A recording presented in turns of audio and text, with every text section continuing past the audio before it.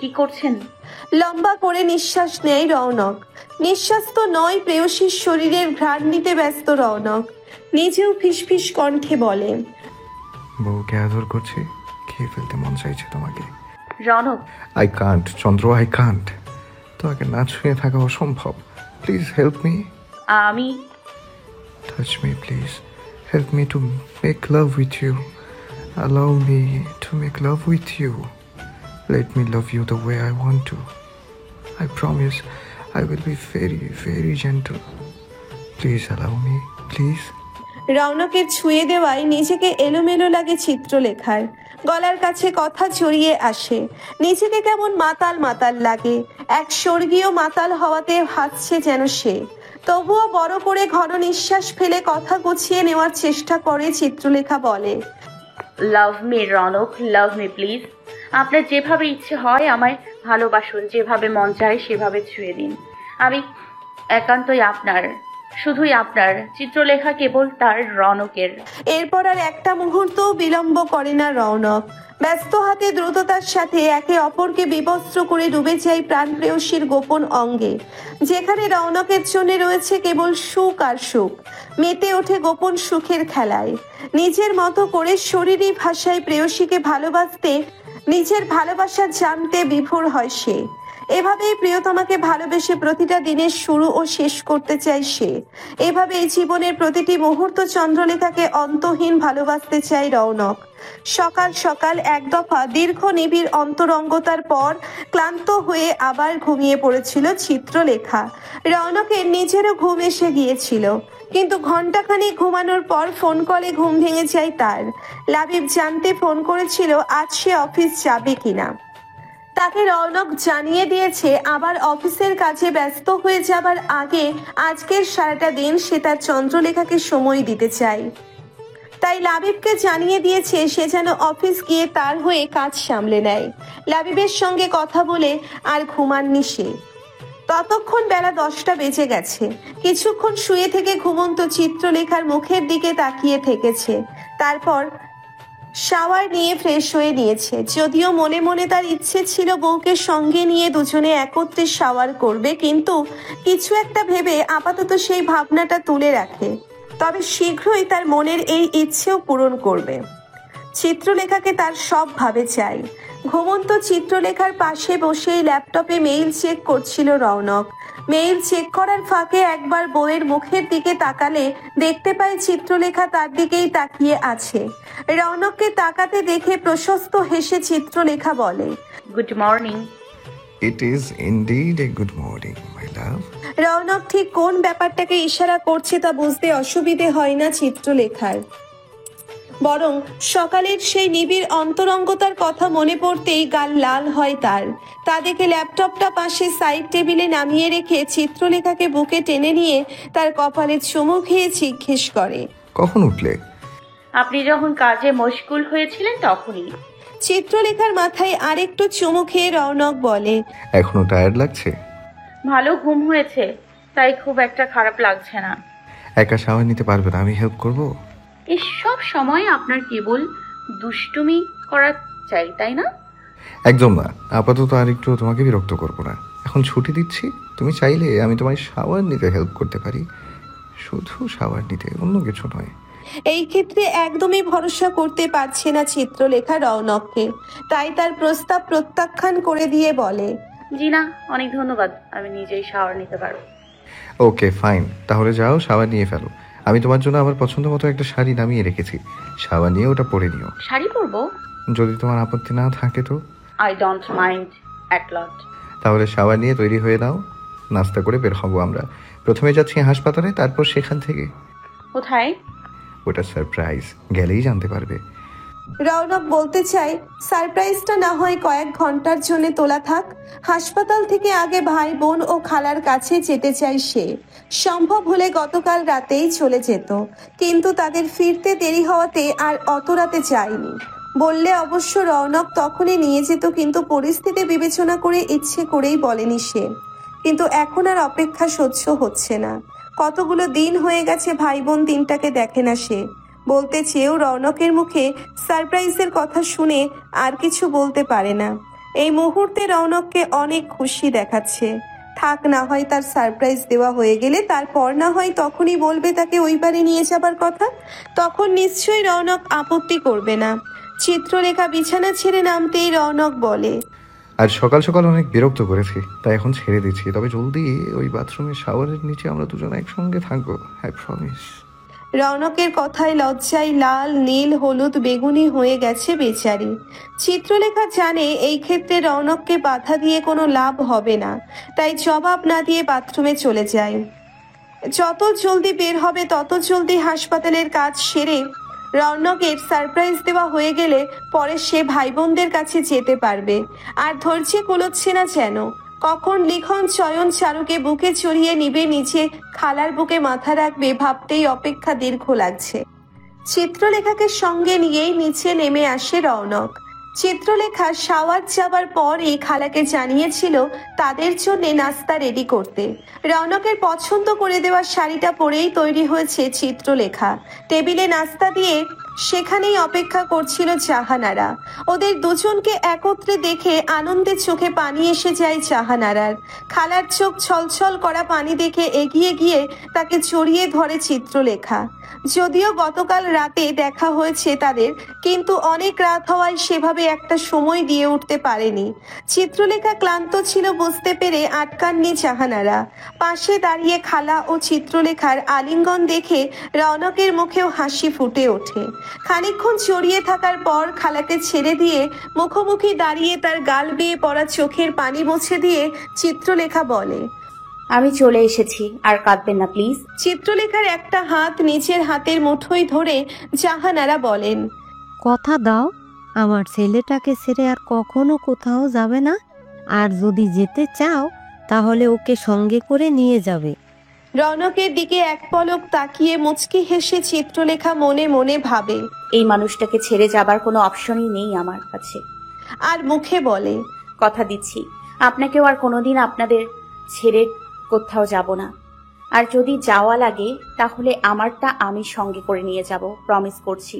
জাহানারা এগিয়ে এসে চিত্রলেখার কপালে চুমু খায়, তারপর বলেন, দেখো দেখি কাণ্ড, আমি তোমাদের দাঁড় করিয়ে রেখেছি, বসো নাস্তা করো।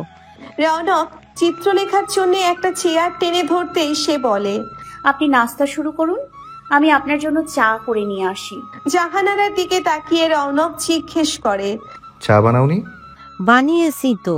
চিত্রলেখার বাহু ধরে তাকে চেয়ারে বসিয়ে দিয়ে রৌনক বলে, চা অলরেডি বানানো হয়ে গেছে, এখন জলদি নাস্তা করো, আমাদের বের হতে হবে, সময় নেই। বাসায় ফিরে না হয় নিজ হাতে চা করে দিও।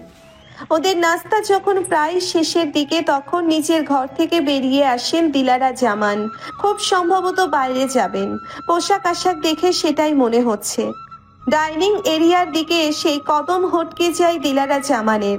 এতগুলো দিন পর ছেলেকে নিচু বাসার ডাইনিং টেবিলে বসা দেখে অত্যন্ত খুশি হন তিনি, কিন্তু পর মুহূর্তেই ওনার খুশিতে ভাটা পড়ে রৌনকের পাশে বসে থাকা চিত্রলেখাকে দেখে। বুকের ভেতর অদৃশ্য ক্ষোভ উগরে বেরিয়ে আসতে চায়। দ্রুত কদম ফেলে ডাইনিং টেবিলের কাছে গিয়ে দাঁড়ান তিনি। টেবিলের এক পাশে রৌনক, চিত্রলেখা বসা, অন্য পাশে এসে দাঁড়িয়েছেন দিলারা জামান। জাহানারা কিচেনে গিয়েছেন ওদের জন্য চা আনতে। রৌনক চিত্রলেখা দুজনেই তার উপস্থিতি টের পেয়েছে। চিত্রলেখা মুখ তুলে একবার ওনার দিকে তাকিয়েছে, কিন্তু কিছু বলার সুযোগ পায়নি।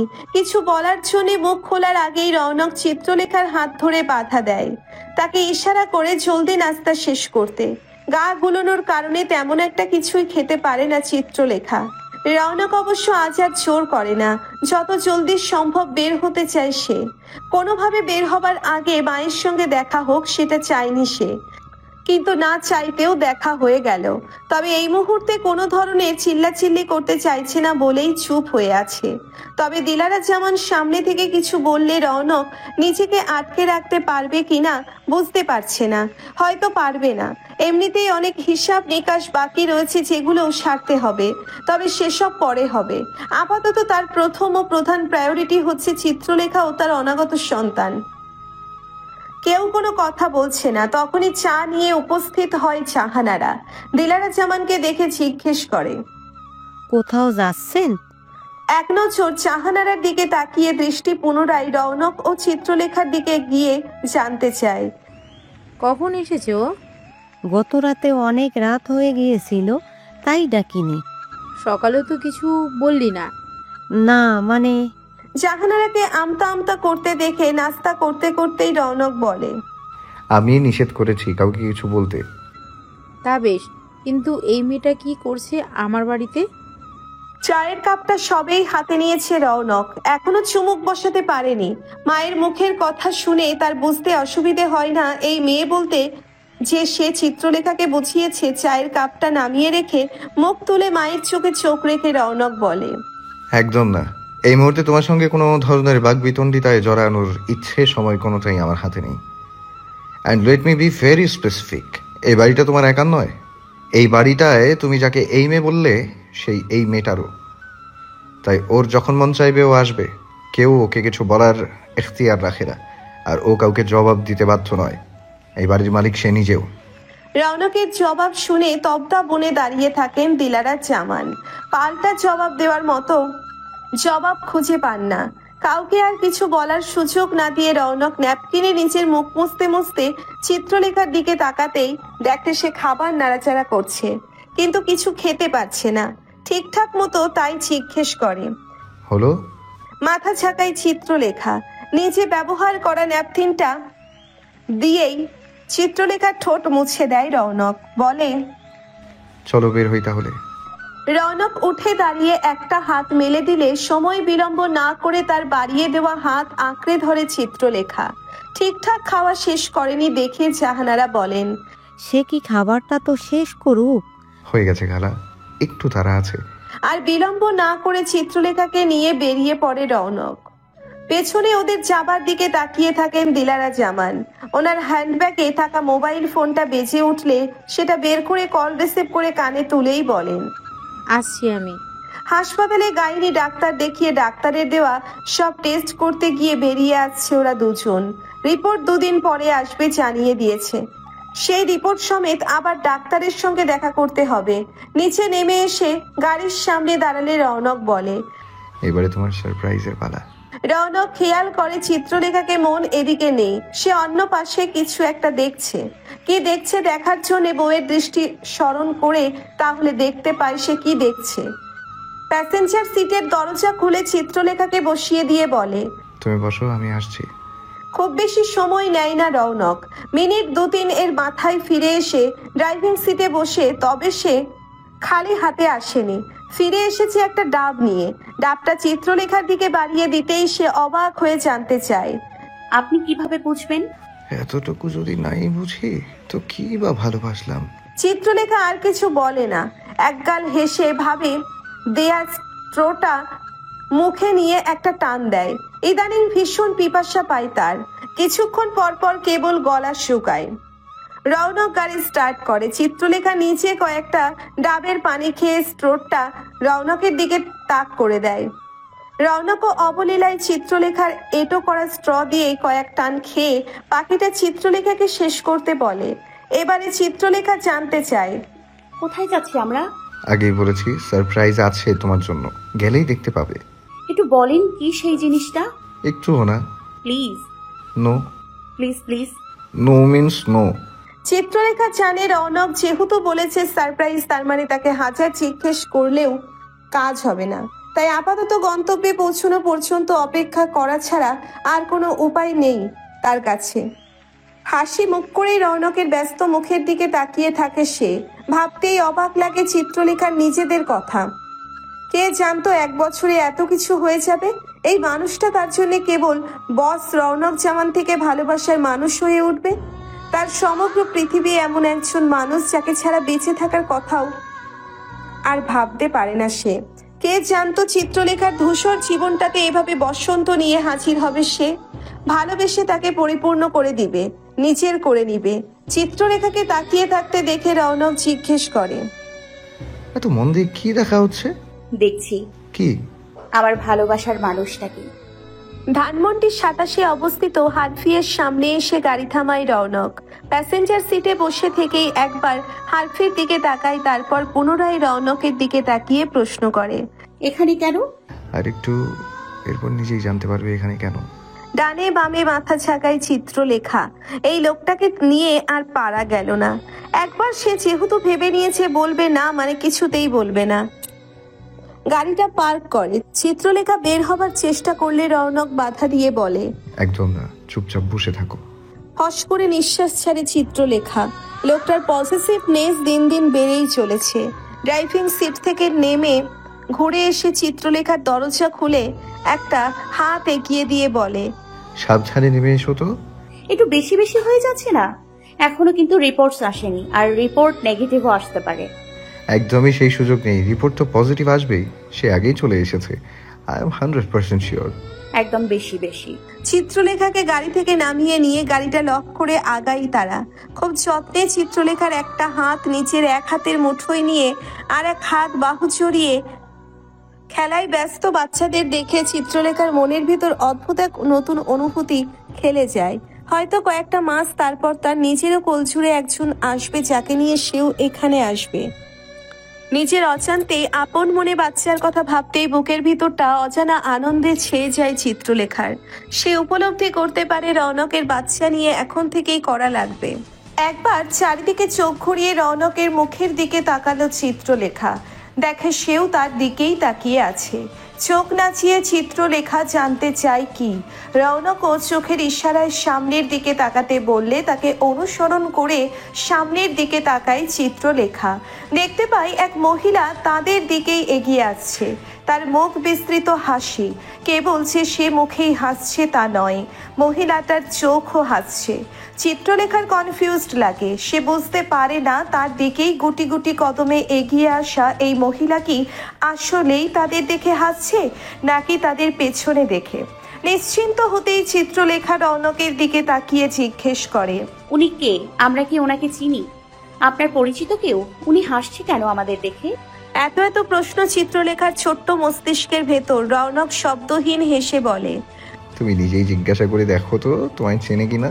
রৌনকের জবাবটা কেমন গোলক ধাঁধার মতো লাগে চিত্রলেখার কাছে। চোখ ফিরিয়ে আবার সেই মহিলার দিকে তাকায় সে। খুব সাবধানে হেসে এগিয়ে আসছে মহিলা। সতর্কভাবে একটা হাত নিচের পেটে দিয়ে রেখেছে, যা জানান দেয় সে একা নয়। মহিলার মুখ রেখে তার পেটের দিকে দৃষ্টি যায় চিত্রলেখার। আগ্রহ ভরে দেখে মাতৃত্বের উপস্থিতি। ছোট্ট হয়ে থাকা পেটটা জানান দেয় অনাগত সন্তানের কথা। তৎক্ষণাৎই চিত্রলেখার মস্তিষ্ক তাকে জানায় এই তো আর কয়েকটা মাস, তারপর তার শরীরের এরকমই পরিবর্তন আসবে। ভাবতেই চোখ মুখ ঝলমল করে ওঠে। ততক্ষণে মহিলা গুটি গুটি কদম ফেলে ওদের সামনে দূরত্ব রেখে দাঁড়িয়ে পড়ে মহিলা। তার মুখের হাসি প্রশস্ত হয়। চিত্রলেখা রৌনককে আবারও কিছু জিজ্ঞেস করার আগে মহিলা নিজেই বলে, যেদিন শুনলাম রনক বিয়ে করেছে সেদিন থেকে অপেক্ষায় আছি তার বউ দেখবো বলে। এত কঠিন একটা মানুষকে নিজের করে নেওয়া, নারীকে নিজ চোখে না দেখা পর্যন্ত শান্তি পাচ্ছিলাম না। লোকমুখে শুনেছি সাধারণ একটা মেয়ে, সেটাও বিশ্বাস হচ্ছিল না। রনক জামান বিয়ে করেছে তা নিজের পছন্দে, নিজের ইচ্ছায়। সেই নারী কখনোই সাধারণ কেউ হতেই পারে না। আজ নিজের চোখে দেখার পর বুঝতে পারছি আসলে এই নারী সাধারণ কেউ নয়। এবারে রৌনকের দিকে তাকিয়ে বলে, জিতে গেছো। শব্দহীন হেসে চিত্রলেখার দিকে তাকিয়ে রৌনক বলে, জিতে তো গেছি, সঙ্গে আপাদমস্তকর কাছে হেরেও গেছি। ইউ আর টোটালি ইউফেট Raunak, you are a gone case. Absolutely for her. দুজনের কথার আগামাথা কিছুই ধরে না চিত্রলেখার ছোট্ট মস্তিষ্কে। একবার সে মহিলার মুখের দিকে তাকায়, আর একবার রৌনকের মুখের দিকে। চিত্রলেখাকে এমন দিকবিদিক শূন্য সৃষ্টি নিয়ে তাকিয়ে থাকতে দেখে মহিলা বলে, তোমার বউ হয়তো আমায় চিনতে পারিনি, তুমি বলনি ওকে আমার কিছু কথা? বলেছি তো, সে সবই জানে। এর আগে কখনো তোমায় দেখেনি, তাই হয়তো এখনো চিনতে পারছে না। তাহলে চিনিও না, অন্তত পরিচয়টা তো করিয়ে দাও। দেখো কেমন বড় বড় চোখ করে তাকিয়ে আছে, যেন ভূত দেখছে। এবারের বলা কথাগুলো মস্তিষ্কের ভেতর কিছু একটা মনে করিয়ে দেয় চিত্রলেখাকে। সামনে দাঁড়িয়ে থাকা এই মহিলাকে সম্ভবত সে চিনতে পেরেছে। যদি তার ভুল না হয়ে থাকে তাহলে এই নারী আর কেউ নয়, তিলোত্তমা, রৌনকের প্রথম স্ত্রী, তার প্রথম ভালোবাসা। ভাবতেই চিত্রলেখার বুকের ভেতর কেমন অদ্ভুত এক অজানা অনুভূতিতে ছেয়ে যায়। কেমন দিকবিদিক শূন্য লাগতে লাগে। কেন ফিরে এসেছে তিলোত্তমা? রৌনক কিছু বলার জন্যে মুখ খুলতেই নেয়, তার আগে চিত্রলেখা নিজেই বলল, তিলোত্তমা। এই রনক, তোমার বউ তো আমায় চিনে ফেললো। আমার বউ তো বলেছি না তোমায়, দেখার সঙ্গে সঙ্গেই চিনে ফেলবে। তাই তো দেখছি। ততক্ষণে চিত্রলেখার বাহু ধরে থাকা হাত আলগা হয়ে আসছে। সেই সুযোগে এগিয়ে এসে চিত্রলেখাকে জড়িয়ে নেয় তিলোত্তমা। চিত্রলেখার ভেতরকার অস্থিরতা হয়তো টের পায় তিলোত্তমা, তাই তাকে আশ্বস্ত করতে কানের কাছে নিচু স্বরে বলে, একদম ভয় পাবে না রনক, শুধুমাত্রই তোমার। আমি বেড়াতে এসেছি নিজের পরিবারে নিয়ে, তোমায় দেখতে এসেছি। রনকের ভালোবাসার মানুষটাকে নিজের চোখে এক নজর দেখতে এসেছি, ব্যাস। তারপর আবার নিজের দুনিয়ায় ফিরে যাব। আমাকে দেখে ভয় পাওয়ার কোনো কারণ নেই। আমি রনকের জীবনে একজন ভালো বন্ধু, শুভাকাঙ্ক্ষী ব্যতীত কিচ্ছু নই। ওর জীবনের সব কিছু চিত্রলেখা। আমায় ভয় পেয়ে দূরে ঠেলে দিও না। আমি সত্যিই তোমাদের ভালো চাই, চাই তোমরা সুখে থেকো, একে অপরকে ভালোবাসে থাকো। অনেকক্ষণ চিত্রলেখাকে জড়িয়ে রাখার পর তাকে ছাড়ে তিলোত্তমা। ততক্ষণে চিত্রলেখা নিজেও অনেকটা স্বাভাবিক হয়েছে। তখনই ওদের দিকে এগিয়ে এসে তিলোত্তমাকে আলতো পরিচয় দিয়ে তিলোত্তমা বলে, আমার হাজবেন্ড মই, মাই লাভ। নিজের স্বামীর দিকে তাকিয়ে প্রশস্ত হাতে তিলোত্তমা মঈন কুশলাদি বিনিময় করে বউকে উদ্দেশ্য করে বলে, sweetheart, you should sit now. বেশিক্ষণ দাঁড়িয়ে থাকলে পায়ে পানি চলে আসবে। চলো বসি। ওরা আগে যে টেবিলটায় বসেছিল সেই দিকেই আগায়। পেছনে রৌনক সতর্কভাবে চিত্রলেখাকে জড়িয়ে নিয়ে বলে, তুমি একদিন আবদার করেছিলে তিলোত্তমাকে দেখার, কথা দিয়েছিলাম সম্ভব হলে একদিন দেখা করাবো, সেই কথা রাখলাম। আপনি বলেছেন ওনাদের আসতে? না, ওরা বাংলাদেশে এসেছে বেড়াতে, এসেই আমার সাথে যোগাযোগ করেছিল। তোমাকে আনতে গেলাম তার 2 দিন আগেই তিলোত্তমা কল দিয়েছিল আমায়, জানাই তোমাকে দেখতে চাই সে। আর তুমিও ওর কথা শোনার পর আবদার করেছিলে সম্ভব হলে ওকে দেখতে চাও তুমি। তোমার সেই আবদার পূরণ করতেই আজ আমাদের এখানে আসা। আর আমি যদি বলি আমি চাই না ওনার সাথে আপনার আর দেখা হোক? তাহলে এক্ষুনি বেরিয়ে যাবো আমরা, তুমি যা বলবে তাই। পার্সোনালি আমার কোনো লেনদেন নেই ওর সাথে, আর কোনো কথাও নেই, তাই দেখা করারও কোনো কারণ নেই। আজকের এই দেখা করাটা শুধু তোমার জন্য। তুমি তিলোত্তমাকে দেখতে চেয়েছিলে আর তিলোত্তমাও ফোন দিয়ে তোমাকেই দেখতে চেয়েছে, ব্যাস, এর বাইরে কিচ্ছু না। চিত্রলেখা মাথা ঝাঁকায়, মুখে কিছু বলে না। রৌনক জানতে চায়, সো ফিরে যাব না, বসবে? যাকে দেখার এত আগ্রহ আমার, তাকে না দেখে ফিরে যাব? এই তো এলাম, একটু বসি না হয়? চিত্রলেখার হাতের উল্টো পিঠে চুমু খেয়ে রৌনক বলে, তুমি যা বলবে তাই।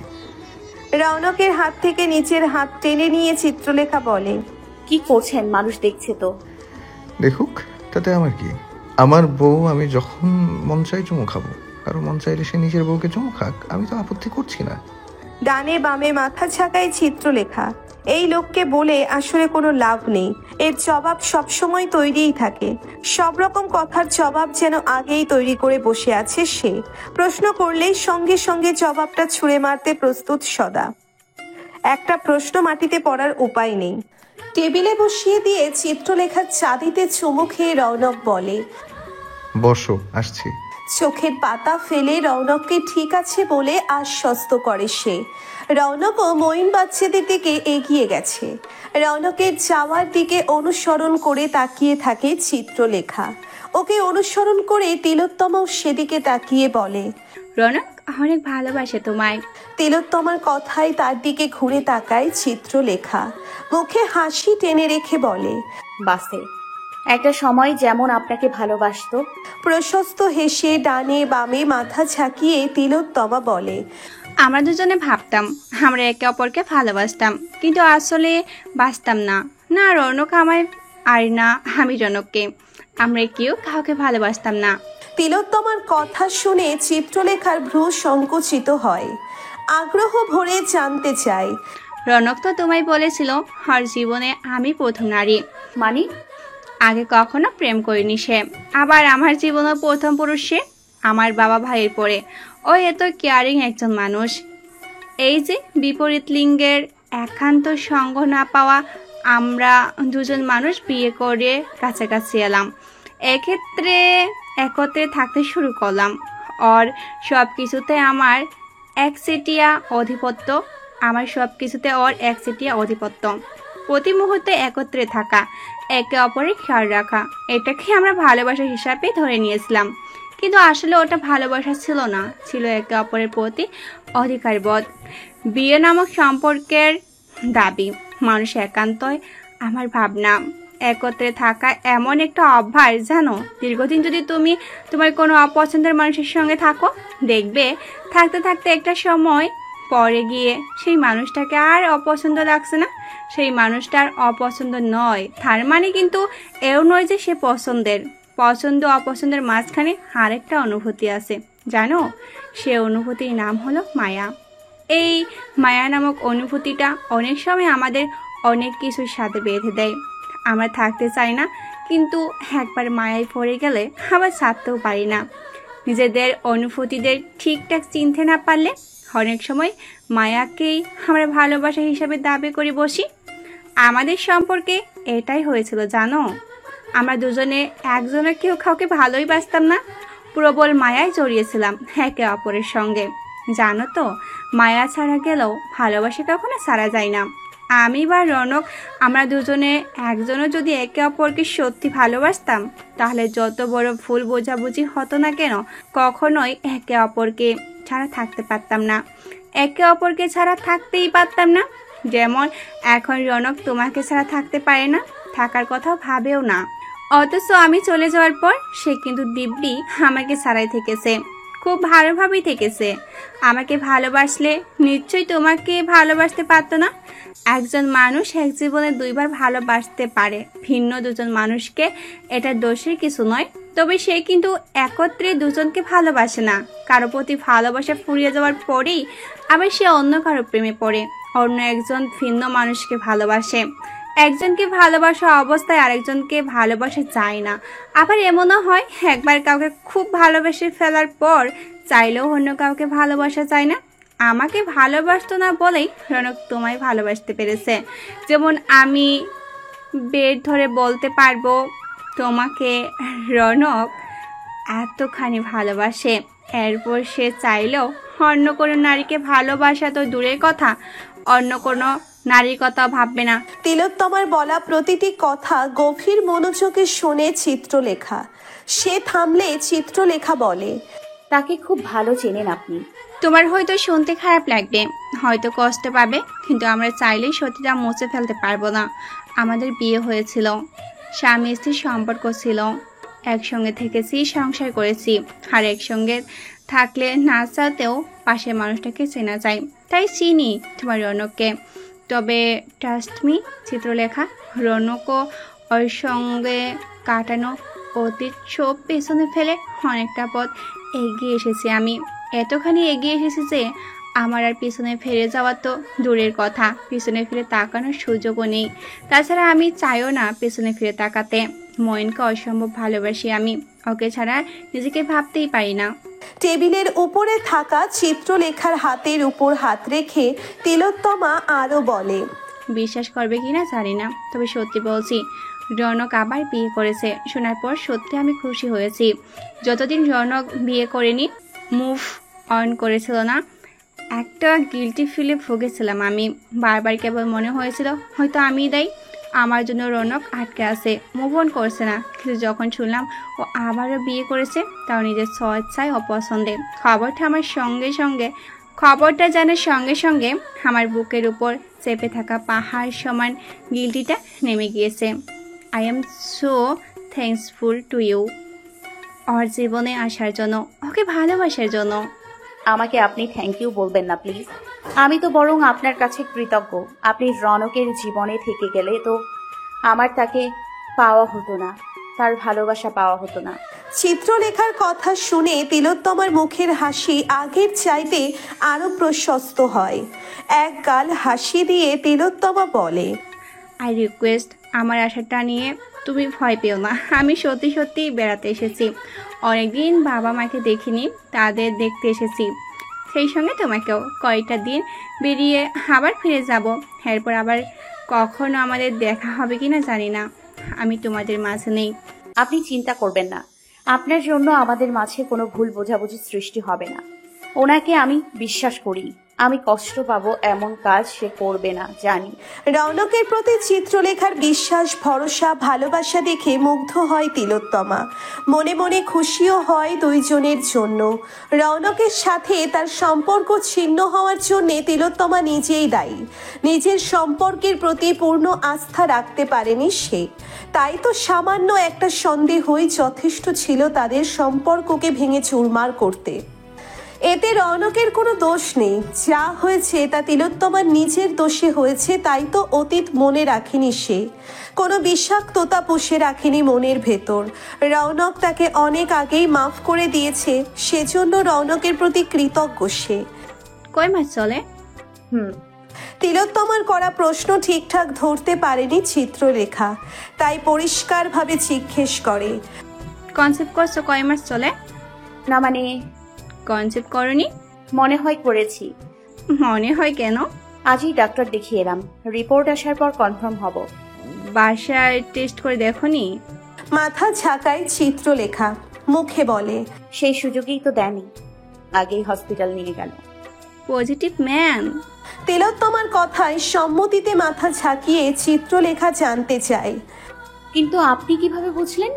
রৌনকের তোমার প্রতি ওভার প্রোটেক্টিভ বিহেভিয়ার, আগে আমি কখনো ওকে এতখানি প্রোটেক্টিভ হতে দেখিনি। তোমার প্রতিও positive plus protective, in fact over protective. যেভাবে তোমাকে ধরে হাঁটছে, বসিয়ে দিচ্ছে, রৌনকের অঙ্গি ভঙ্গি বলে দেয় তুমি প্রেগনেন্ট। তার সবকিছু একটু বেশি বেশি। একাই বলে পুরুষ মানুষ।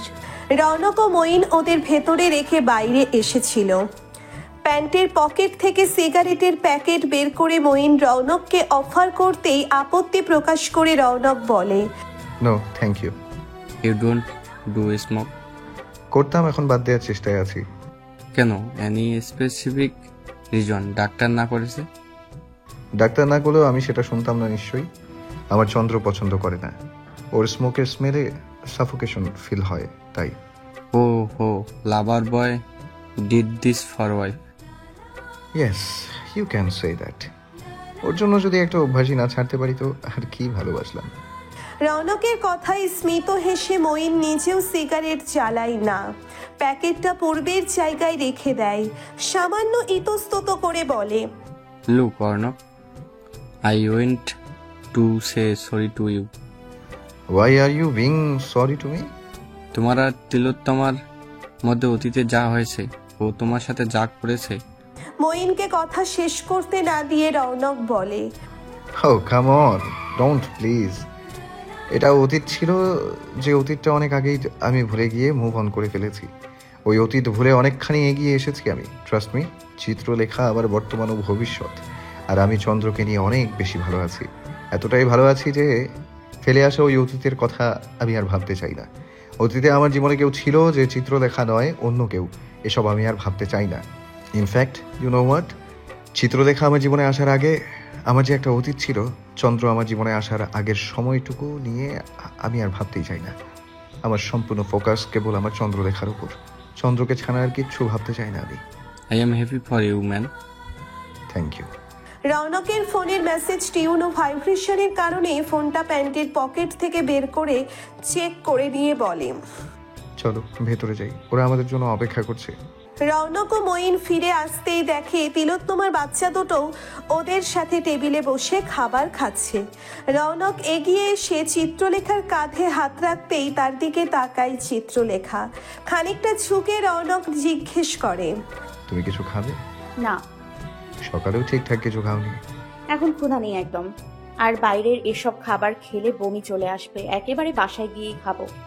মাথা ঝাঁকিয়ে রৌনক বলে, আমরা 10 মিনিটে বের হব, লাবিব আসছে আমাদের নিতে। আমাদের নিতে কেন? আসলেই জানবে কেন? আর কিছু বলে না চিত্রলেখা। তিলোত্তমার সঙ্গে তেমন একটা কথা হয় না রৌনকের। কয়েক মিনিটের মাথায় রৌনকের পেছনে এসে দাঁড়ায় লাবিব। স্যার। পেছন ঘুরে লাবিবকে দেখে রৌনক কিছু জিজ্ঞেস করার আগেই সে জানায়, আপনি যেমন যেমন বলেছেন সব রেডি আছে, আমরা কি এখনই বের হব? হাত ঘড়িতে সময় দেখে নিয়ে রৌনক বলে, এক্ষুনি বের হব। রৌনক চিত্রলেখার দিকে একটা হাত বাড়িয়ে দিতেই হাত ধরে সে উঠে দাঁড়ায়। ওদের দেখা দেখি তিলোত্তমা ও মঈন নিচু নিচু চেয়ার ছেড়ে দাঁড়ায়। তিলোত্তমা বলে, তোমার সঙ্গে পরিচয় হয়ে ভালো লাগলো চিত্রলেখা। আমিও খুশি হয়েছি, আপনাকে দেখার ইচ্ছা ছিল খুব। ভালো থাকো। চিত্রলেখা একবার বাচ্চাদের দেখে নিয়ে তিলোত্তমার দিকে তাকিয়ে জিজ্ঞেস করে, আপনারাও ভালো থাকবেন। লাবিব পাশে সরে সাইড দিলে রৌনক চিত্রলেখার একটা হাত নিজের হাতের মুঠোয় নিয়ে আর এক হাত দিয়ে তার বাহু জড়িয়ে ধরে বের হবার জন্যে সামনের দিকে কদম বাড়াতেই পেছন থেকে 2 কদম এগিয়ে এসে তিলোত্তমা ডাকে, রনকো। রৌনক চিত্রলেখা দুজনেই দাঁড়িয়ে পড়ে। পেছন ঘুরে জিজ্ঞেস করে, কিছু বলবে? তিলোত্তমা তৎক্ষণাৎই কিছু বলে না। একবার চিত্রলেখার দিকে তাকায় নার্ভাস ভঙ্গিতে। তা দেখে চিত্রলেখা বলে, আমি লাবিবের সঙ্গে গিয়ে গাড়িতে বসছি, আপনি কথা বলে আসুন। রৌনক চিত্রলেখার হাতটা আগের চাইতে আরো শক্ত করে ধরে রেখেই আবারও তিলোত্তমাকে জিজ্ঞেস করে, বললে না কিছু বলবে? সন্তর্পণে একটি নিঃশ্বাস গোপন করার চেষ্টা করে তিলোত্তমা বলে, ভালো থেকো তোমরা। রৌনক কেবল মাথা ঝাঁকায়, তারপর আর অপেক্ষা না করে বেরিয়ে পড়ে। পেছনে এগিয়ে এসে তিলোত্তমাকে আলতো করে জড়িয়ে ধরে মঈন। একবার স্বামীর মুখের দিকে তাকিয়ে আবারও সামনের দিকে তাকায় তিলোত্তমা, বলে, আই এম সাসে কাভার্ড। একটা সরি বলবো, বলতে পারলাম না। It's okay, he is happy নাও। নিজের চোখেই তো দেখলে, এবার তুমিও নিজেকে পাস্ট গিল্ট থেকে মুক্তি দাও। রৌনকের কোনো পিছু টান নেই, তোমাদের অতীত নেই, বরং সে তার চিত্রলেখার সঙ্গে অনেক বেশি ভালো আছে। হারফি থেকে বেরিয়েই কেমন কেমন করে তাকায় চিত্রলেখা। রৌনকের গাড়ির সামনে ও পেছনে আরো 2টো গাড়ি, সঙ্গে বডিগার্ড। বিয়ের প্রায় বছর হয়ে এলো, এতদিনে চিত্রলেখা কখনো দেখেনি রৌনকের সঙ্গে বডিগার্ড। আজ হঠাৎ কি হলো? সকালেও তো একাই বেরিয়েছে দুজনে, তাহলে এখন বডিগার্ড কেন? প্রশ্ন ঘুরপাক খায় চিত্রলেখার মস্তিষ্কের ভিতর। সেই কৌতূহলেই জিজ্ঞেস করে, এসব কি? তোমার প্রোটেকশনের জন্য। আমার প্রোটেকশন? ভুলে গেলে তো চলবে না, তুমি রৌনক জামানের একমাত্র বউ, তোমার প্রোটেকশন দরকার, এখন থেকে তো আরো বেশি দরকার। চিত্রলেখা আপত্তি করে আরো কিছু বলার জন্যে মুখ খোলার আগে রৌনক বাধা দিয়ে বলে, নো মোর আর্গুমেন্টস, এই বিষয়ে পরে কথা হবে বাসায় গিয়ে, আপাতত এর চাইতেও জরুরি কাজ আছে আমাদের। চিত্রলেখা আর কথা বাড়ায় না এই প্রসঙ্গে। রৌনক তার গাড়ির পেছন সিটের দরজা খুলে ধরে তার জন্য। তখনই লাবিব জিজ্ঞেস করে, আমরা তো ওখানেই যাচ্ছি তাই না? হ্যাঁ, যা প্ল্যান হয়েছিল তাই। চিত্রলেখাকে বসিয়ে দিয়ে ঘুরে এসে বউয়ের পাশে বসে রৌনক। ওদের গাড়ি এখন লাবিব ড্রাইভ করবে। রৌনক গাড়িতে উঠে বসতেই চিত্রলেখা জিজ্ঞেস করে, আমরা কি এখন অন্য কোথাও যাচ্ছি? তোমাকে আরো একটা সারপ্রাইজ দেওয়ার আছে। আরো একটা সারপ্রাইজ? ইয়েস। কোথায় আছি আমরা? গেলেই দেখতে পারবে, একটু অপেক্ষা করো, প্লাস ধৈর্য ধরো। চিত্রলেখা কিছু বলে না, মনটা কিঞ্চিত খারাপ হয়ে যায়। নিচের বাড়ি যাওয়ার জন্যে মন ছুটে যাচ্ছে তার, আর এদিকে রৌনকের তাকে সারপ্রাইজ দেওয়া শেষ হচ্ছে না। কিন্তু রৌনককে খুশি দেখে কিছু বলতেও পারছে না। ওদের গাড়ি যেই মেইন রোড দেখে গলির ভেতর ঢুকলো, বহুদিনের চেনা পরিচিত গলি দেখে চিত্রলেখার চোখ আপনা আপনি চকচক করে ওঠে। সামান্য পানীয় এলো বুঝি? ধরে আসতে চাওয়া কণ্ঠেই চিত্রলেখা রৌনককে জিজ্ঞেস করে, আমরা এখানে কেন? চিত্রলেখার রিয়াকশন দেখে রৌনক মুচকি মুচকি হাসে। বউয়ের প্রশ্নের জবাবে বলে, চিন্তা করে দেখো তো আমরা এখানে কেন? আমরা সত্যি সত্যি ও বাড়ি যাচ্ছি। দুজনের মাঝে যতটুকু দূরত্ব অবশিষ্ট ছিল চিত্রলেখা ওটা অতিক্রম করে রৌনকের কাঁধে আলতো করে মাথা রাখে। খুশির চোটে কান্না পাচ্ছে তার। চিত্রলেখাকে কোমরের দিকে জড়িয়ে ধরে রৌনক বলে, তোমার মন কখন কি চায় আমি জানি ওদের দেখার জন্য তুমি ফেরার পর থেকে অস্থির হয়ে আছো। ওখানে না গেলে এতক্ষণে তুমি তোমার ভাই বোনদের সঙ্গেই থাকতে। চিত্রলেখা অধীর হয়ে কয়েকবার চিরচেনা সেই লোহার গেটে বাড়ি দেয়। এই কয়েক সেকেন্ডের অপেক্ষা আর সহ্য হচ্ছে না তার। আবারও বাড়ি দেওয়ার জন্যে হাত তুলতেই সেই হাত বাতাসেই রয়ে যায়। বাড়ি দেওয়ার আগেই ভেতর থেকে দরজাটা খুলে দেয় চয়ন। আচমকা দরজা খুলে আপাকে দেখে ভূত দেখার মতো চোখ বড় বড় করে তাকিয়ে থাকে বেচারা। এতদিন পর বোনকে দেখে বিস্মিত হয়েছে। অবাক হয়ে চয়ন দরজা ছেড়ে দুকদম পেছন দিকে সরে গেলে চিত্রলেখা দ্রুত ভেতরে প্রবেশ করে ভাইকে জড়িয়ে ধরে। বোন জড়িয়ে ধরাতেই যেন সংবেদ ফিরে পায় চয়ন। বোনের আলিঙ্গনে থেকেই জিজ্ঞেস করে, তুমি আছো আফা? চিত্রলেখা জবাব দিতে পারে না। তার গলা বসে গেছে মনে হচ্ছে। কেবল মাথা ঝাঁকায় সে। চোখ গলে গাল বেয়ে দুটো পানি নেমে যায়। পেছনে দাঁড়িয়ে ভাই বোনের মিলনায়তন নিজ চোখে দেখে রৌনক বলে, সব দেখা সাক্ষাৎ কি এখানেই শেষ করে ফেলবে নাকি তোমরা? আগে ভেতরে যাই, অন্যদেরও সুযোগ দেওয়া হোক। দিলারা জামানের জন্য অপেক্ষা করতে করতে মুখ তেতো হয়ে গেছে সবার। বিরক্তির চরমে উঠে গেছে। এর মধ্যে দুবার বেরিয়ে যাবার সিদ্ধান্ত নিয়েও নিজেকে আটকে রেখেছে। বেলা 12টার দিকে দেখা করার কথা ছিল তাদের। 3 ঘন্টা অপেক্ষার পর এখন দেখা মিলেছে দিলারা জামানের। ওনাকে দেখেই মুখের অঙ্গভঙ্গি বদলে সাবা বলে, aunty, where have you been? আমি সেই কখন থেকে আপনার জন্য অপেক্ষা করছি। সরি সুইটহার্ট, একটা আর্জেন্ট কাজ পড়ে গিয়েছিল। রৌনক কোথায় আন্টি? আপনি কথা দিয়েছিলেন রৌনকের জ্ঞান ফেরার পর আমাদের বিয়ের অ্যানাউন্সমেন্ট করবেন। গতকাল রাতেই বাসায় ফিরেছে সে। Wow, it's great. কবে অ্যানাউন্সমেন্ট করেছেন? জানি না। মানে আপনি আমায় কথা দিয়েছেন, এভাবে পেছন হাঁটতে পারেন না। রৌনক একা ফিরেনি, ওই মেয়েটাও ওর সঙ্গে ফিরে এসেছে। What, how aunty? আমি জানি না। You have to do something aunty. I want Rounak. I know dear, তুমি পেশেন্স রাখো, আমি কিছু একটা করছি। এত জলদি আমি হার মানব না। চিত্রলেখার ফিরে আসাটা কোনোভাবেই মানতে পারছেন না দিলারা জামান। এর একটা বিহিত তিনি করেই ছাড়বেন, এমন একটা সিদ্ধান্ত মনে মনে নিয়ে ফেলেছেন। নিজের সিদ্ধান্ততে বাস্তবায়ন করার একটা ট্রাম্প কার্ডও পেয়ে গেছেন। বাড়ির আঙ্গিনাথ রেখে ভেতরে প্রবেশ করার সময় চয়ন বড় বোনকে বলে দিয়েছিল সে যেন কোনো রাজ শব্দ না করে। সেই মোতাবেকই চুপ করে থাকে চিত্রলেখা। বসার ঘরে প্রবেশ করেই গলা ছেড়ে ডাকে চয়ন, চারু, খালা কই গেলা? দেখো, যাও তো জলদি। এই চারু, কই মারলি রে? আশ্চর্য, ছোট ভাই কি করছিস? খালার শরীর। ভেতর ঘর থেকে জবাব দিতে দিতেই বেরিয়ে আসছিল চারু। ঘরের দরজায় এসে দাঁড়িয়ে পরে বাহিরের দৃশ্য দেখে। চারু অপেক্ষায় ছিল তার বড় বোনের ফিরে আসার। রৌনক তাকে কথা দিয়ে গিয়েছিল জলদি ফিরিয়ে আনবে সে চিত্রলেখাকে। সেই কথা মোতাবেকই অপেক্ষা করছিল সে। কাউকে কিছু না জানিয়ে এভাবে যে আচমকা নিয়ে উপস্থিত হবে সেটা ভাবেনি কেউ। ভূত দেখার মতো দাঁড়িয়ে রয় চারু ঘরের দুয়ারে। ঘরের ভেতর থেকে নার্গিস বেগম গলা হাঁকেন, কি রে চারু, দরজায় দাঁড়িয়ে পড়লি কেন? চয়ন এমনই চিল্লাইতেছে কেন? কি দেখতে ডাকে? এই চারু, কথা কস না কেন? ফস করে একটা নিঃশ্বাস ছেড়ে চারু বলে, আপা আসছে খালা। বলেই সামনের দিকে পা বাড়ায়। চারুকে সামনের দিকে কদম বাড়াতে দেখে দুহাত দুদিকে মেলে ধরে চিত্রলেখা। কিন্তু চিত্রলেখা সহ বাকিদের অবাক করে দিয়ে চারু এগিয়ে গিয়ে রৌনককে জড়িয়ে ধরে হাউমাউ করে কেঁদে ফেলে। চারুর এমন কাণ্ড দেখে উপস্থিত সবাই যেন বেয়াক্কেল হয়ে যায়।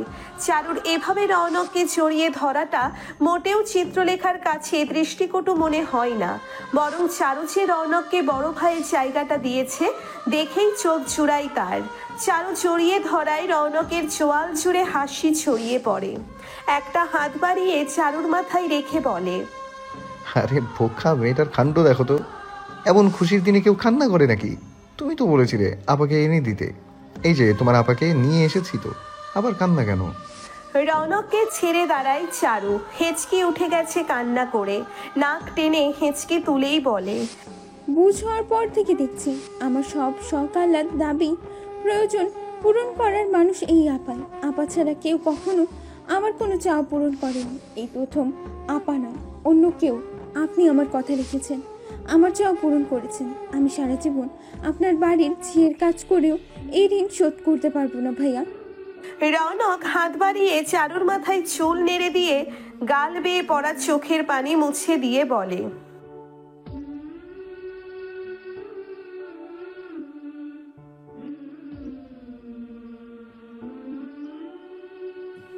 রৌনকের শেষ কথায় কেউ কোনো রিয়াকশন দেওয়ার আগেই ভেতর ঘর থেকে বেরিয়ে আসেন নার্গিস বেগম।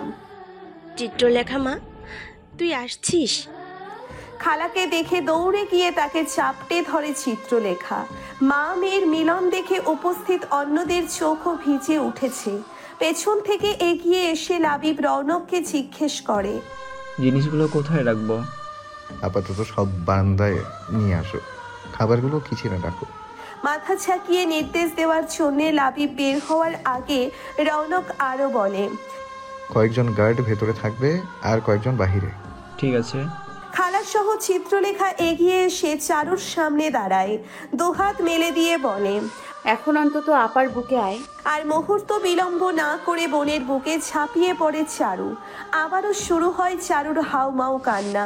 অভিমানের সুরে অভিযোগ করে জানায়, তুমি অনেক খারাপ আপা, অনেক খারাপ। এমন একটা কাজ করার আগে তোমার মনে হলো না তুমি ছাড়া আমরা কেমনে বাঁচবো? অনেক খারাপ তুমি, অনেক খারাপ। চারুকে সামলাতে বেগ পেতে হয় চিত্রলেখার। চারুকে শান্ত করিয়ে যখন ওরা বসে চিত্রলেখা জিজ্ঞেস করে, লিখন কই? ভাই তো ইউনিভার্সিটি গেছে, তুমি যাওয়ার কয়দিন ঠিকঠাক ক্লাসে যায়নি, পরীক্ষার কয়দিন পর। ও। চিত্রলেখার মনটা ছটফট করছে লিখনকে দেখতে। বউয়ের মনের অস্থিরতা টের পেয়ে তার হাত চেপে ধরে নিজের মুঠে। আমি ভাইয়াকে ফোন দিয়ে দিই, চলে আসবে। চারুকে বাধা দিয়ে রৌনক বলে, লিখনকে কল দিও না, ও আসুক ওর সময় মতো, আমরা তো আছি। তোমরা সবাই যেমন সারপ্রাইজ পেয়েছো তেমন লিখনও সারপ্রাইজ পাবে। আমরা না হয় অপেক্ষা করি। লিখনের জন্য অপেক্ষা করতে করতে সবাই দুপুরের খাওয়া দাওয়া সেরে নিয়েছে। আসার সময় লাবিবকে বলে দিয়েছিল রৌনক, সুলতান থেকে খাবার আনানো হয়েছে। খালার শরীর ভালো নেই তা রৌনকের জানা। তাছাড়া এতদিন পর চিত্রলেখা ফিরছে, সেলিব্রেশন তো মাস্ট। খাওয়া দাওয়ার পরপর চিত্রলেখাকে কেন্দ্র করে খালার ঘরে বসেছে ওরা সবাই। রৌনক বিশ্রাম করছে লিখন ও চয়নের ঘরে। তাকে চয়ন সঙ্গ দিচ্ছে। যদিও বউয়ের সঙ্গ ছাড়তে চাইছিল না সে, কিন্তু এতদিন পর ফিরেছে চিত্রলেখা, সবাই তাকেই সঙ্গ দিতে চায়। এমনিও তো প্রিয়তমা সবসময় তার সঙ্গেই থাকবে। আপাতত না হয় নিজের পরিবারের সাথে সময় কাটাক, সেজন্য ওদের নিজের মতো ছেড়ে দিয়েছে। খাওয়া দাওয়ার পরেই অফিসের জন্য বেরিয়ে গেছে লাবিব। ওদিকে তানিয়া একা। যে কটা দিন রৌনক অফিস যাচ্ছে না, লাবিবকেই তার হয়ে ওদিকটা সামাল দিতে হবে। একা তানিয়ার জন্য অতিরিক্ত চাপ হয়ে যাবে, যা লাবিব একদম চায় না। চিত্রলেখা আসার পরপরই বৃষ্টিকে খবর দেওয়া হয়েছিল, সেও চলে এসেছে। এমনকি রৌনক আফিফাকেও খবর দিতে ভোলেনি। গাড়ি পাঠিয়ে ওদেরকেও নিয়ে আসা হয়েছে, এখনো আছে এখানেই। লিখন না আসা পর্যন্ত কেউ যাবে না। এমনিতে লিখন খুব একটা দেরি করে না বাড়ি ফিরতে। আজ কি হলো তার কে জানে। এখন তো আর বাইরে টিউশনি নেই তার। ছাত্রছাত্রীরা সব বাড়ি এসেই পড়ে যায়। অবশ্য লিখন বলে গিয়েছিল সকালে আজ তার হয়তো ফিরতে একটু সময় লাগবে, কি নাকি জরুরি কাজ আছে, তাই আজকের সব কয়টা ব্যাচের ছুটিও দিয়ে রেখেছে। লিখনের জন্য সবার অপেক্ষার যেন শেষ নেই। সময় যেন কাটছেই না আজ আর। সবার সব অপেক্ষার অবসান ঘটিয়ে লিখন যখন বাড়ি ফিরল, তখন বাজে প্রায় 5:30। কলিং বেল বেজে উঠতেই সবাই সতর্ক হয়। চারু বলে, আপা তুমি না হয় ভাইয়ার ঘরে যাও, ভাইয়া ঘরে ঢুকে তোমাকে দেখেই চমকে উঠবে। কলিং বেলের শব্দ পেয়ে ওই ঘর থেকে রৌনক ও চয়নও উঠে এসেছে। এ ঘরে প্রবেশ করতে করতে চয়ন বলে, না না আপা, বাসার ঘুরেই থাকুক, ভাই ঢুকাতেই আপাকে দেখে চমকে যাবে। আর কেউ কিছু বলার আগে বৃষ্টি বলে, এর চাইতে না হয় আপাই গেটটা খুলে দিক, আমরা সবাই আঙিনায় দাঁড়িয়ে লিখন ভাইয়ের রিয়াকশন দেখলাম। চিত্রলেখা একবার সবার উৎসুক মুখগুলোর দিকে তাকিয়ে রৌনকের মুখের উপর দৃষ্টি স্থির করে।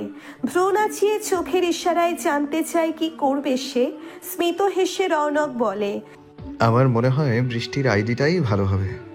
তাড়াতাড়ি করে আফা। চয়নের দেওয়া তারাই দ্রুত কদম ফেলে বিছানা থেকে নামে চিত্রলেখা। আরেকটু হলেই পড়ে যাচ্ছিল সে। তা দেখে নিজের জায়গা থেকে এক কদম এগিয়ে এসে রৌনক বলে, কেয়ারফুল চন্দ্র। রৌনককে আর কিছু বলতে না দিয়ে দ্রুত বেরিয়ে যায় চিত্রলেখা। তার পেছন পেছন সবাই বেরিয়ে পড়ে বোনকে দেখে লিখনের রিয়াকশন দেখবে বলে।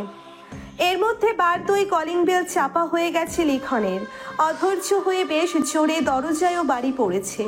সাধারণত অধৈর্য হয় না সে, কিন্তু এই সময় খালা বা চারু কারোরই ঘুমিয়ে থাকার কথা নয়। তবুও দরজাটা খুলতে এত দেরি লাগছে কেন কে জানে। অনেকদিন থেকেই ভাবছে একটা অটো লক লাগানোর কথা, কিন্তু সময় করে উঠতে পারছে না দেখে আর লাগানো হচ্ছে না। তবে এই মুহূর্তে মনে মনে সিদ্ধান্ত নিয়ে ফেলেছে কাল আর যাই করুক না কেন সে দরজায় একটা অটো লক লাগাবেই। এটা অতি জরুরি হয়ে পড়েছে। আজ অটো লকটা লাগানো থাকলে এখন তাকে দরজায় দাঁড়িয়ে থাকা লাগতো না কারো ভেতর থেকে বেরিয়ে এসে দরজাটা খুলে দেওয়ার জন্য। আবারও কলিং বেল চাপার জন্যে হাত বাড়ায় লিখন, কিন্তু সে কলিং বেল চাপার আগেই ভেতর থেকে দরজাটা খুলে দেয় কেউ।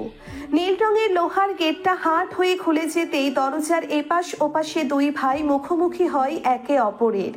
চারু মনে করে সামনে তাকাতেই লিখন দেখতে পায় চিত্রলেখা দাঁড়িয়ে, তার চোয়াল জুড়ে হাসি। হুট করেই বড় বোনকে দেখে লিখনের মনে হয়েছিল সে হয়তো ভুল ভাল দেখছে। চিত্রলেখা তো নেই এখানে, কিভাবে আসবে? কিন্তু তার ভাবনা ভুল প্রমাণিত হয় বোনের কণ্ঠস্বরে। চিত্রলেখা নিজের জায়গা থেকে 2 কদম পেছনে সরে গিয়ে ভাইকে জায়গা করে দিয়ে বলে, এত দেরি করলি কেন বলতো?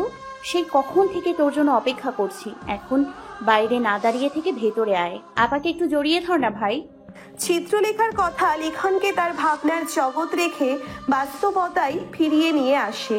সত্যি সত্যি তার বড় বোন ফিরে এসেছে। সন্তর্পণে একটি নিঃশ্বাস ছেড়ে ভেতরে ঢোকে লিখন। ভাইকে প্রবেশ করতে দেখে হাসি হাসি মুখ করে 2 হাত মেলে দাঁড়ায় চিত্রলেখা। ওদের থেকে খানিকটা দূরে আঙিনায় দাঁড়িয়ে ভাই বোনের মিলন দেখতে ব্যস্ত সবাই।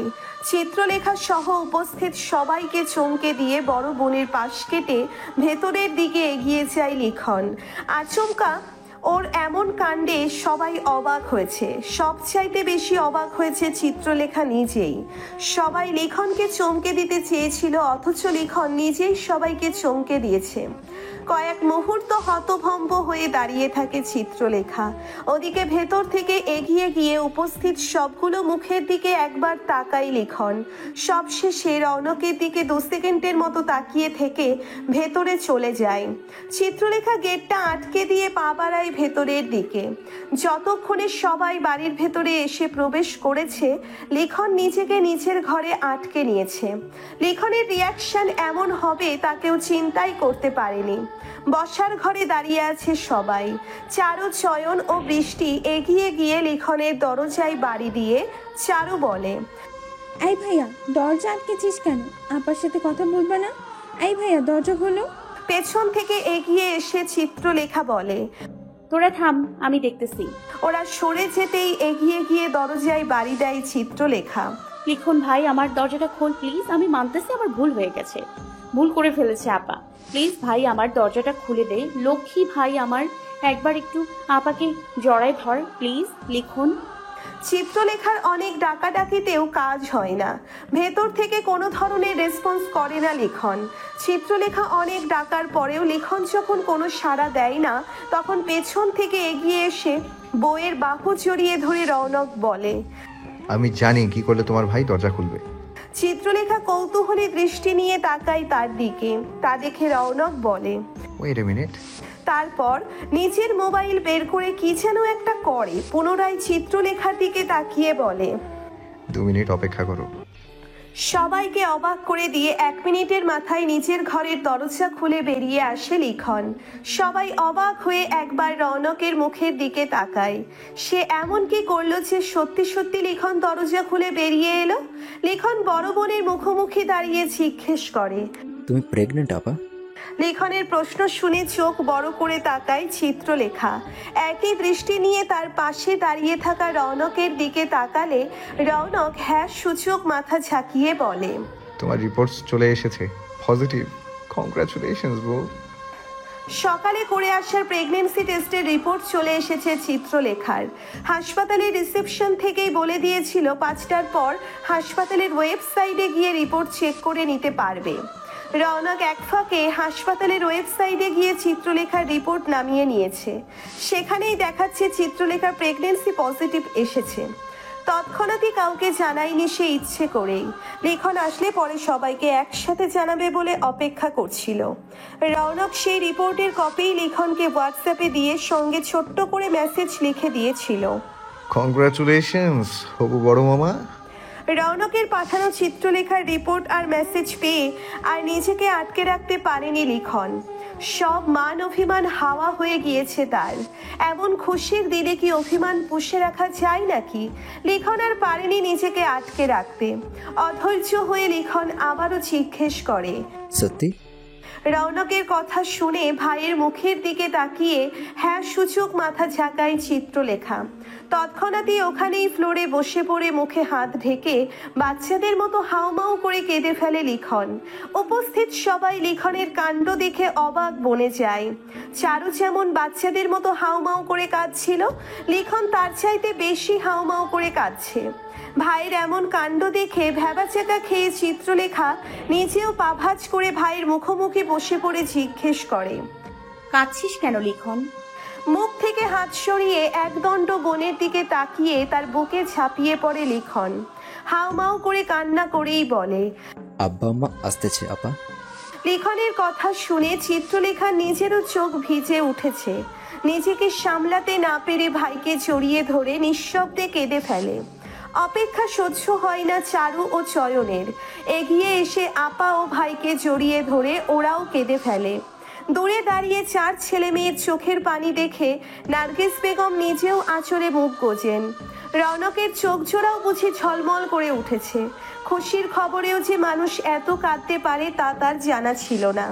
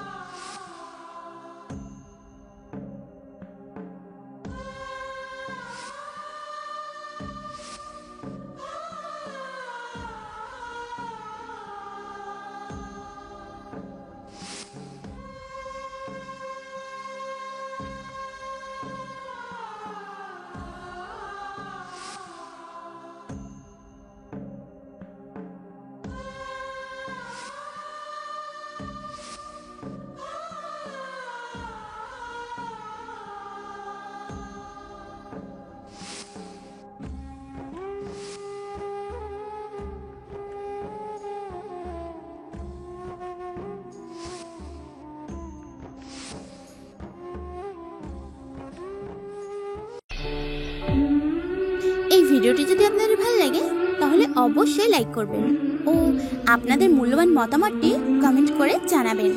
আর এরকম ভালোবাসার ভিডিওগুলি দেখার জন্য আমাদের চ্যানেলটি সাবস্ক্রাইব করে আমাদের সাথেই থাকুন। ধন্যবাদ সবাইকে।